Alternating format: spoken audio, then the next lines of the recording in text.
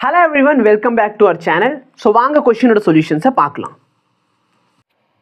A body starts from rest and travel 120 meter in 8th second. அப்போ acceleration என்னன்னு கேட்குறாங்க. nth second formula தெரிஞ்சா போதும்.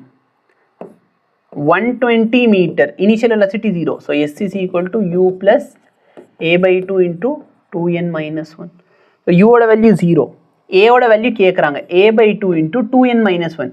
8 2s are 16, 16 minus 1 15 ஆயிரும். இப்போ இதை கேன்சல் பண்ணிட்டேன்னா 15 டேபிளில் 2 டைம்ஸ்னா 30, அப்போ 8 டைம்ஸ்.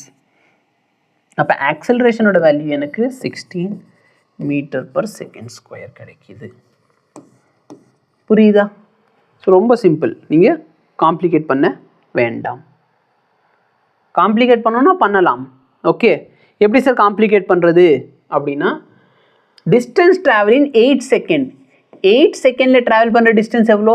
half a 8 ஓட square. distance travel in 7 second எவ்வளோ இருக்கும்?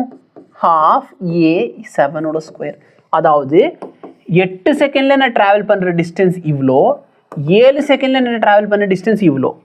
இது ரெண்டுத்தையும் நான் சப்ராக்ட் பண்ணால் என்ன கிடைக்கும்? 8வது செகண்டில் ட்ராவல் பண்ண டிஸ்டன்ஸ். அப்போ இது ரெண்டு ஈக்குவேஷனை சப்ராக்ட் பண்ண போகிறேன். ரெண்டு ஈக்குவேஷனை சப்ராக்ட் பண்ணால் எனக்கு 120 மீட்டர் கிடைக்குமா?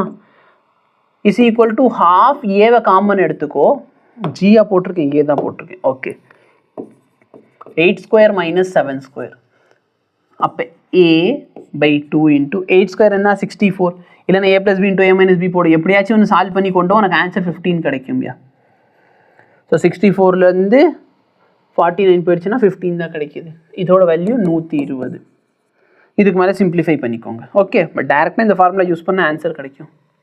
இப்போ நீங்கள் பார்த்த சொல்யூஷனை பெரிய லாங் வீடியோலேருந்து நாங்கள் கிளிப்பாக எடுத்து போட்டிருப்போம். ஸோ மேபி உங்களுக்கு புரியல அப்படின்னா எங்களுக்கு கமெண்ட் பண்ணுங்கள், நாங்கள் கண்டிப்பாக இந்த வீடியோக்கு ஒரு டெடிகேட்டான சொல்யூஷனும் கொடுக்குறோம். ஓகேவா? இல்லை புரிஞ்சிடுச்சுன்னா வீடியோவை லைக் பண்ணுங்கள், மற்றவங்களுக்கும் ஷேர் பண்ண முடிஞ்சால் ஷேர் பண்ணுங்கள். தேங்க்யூ.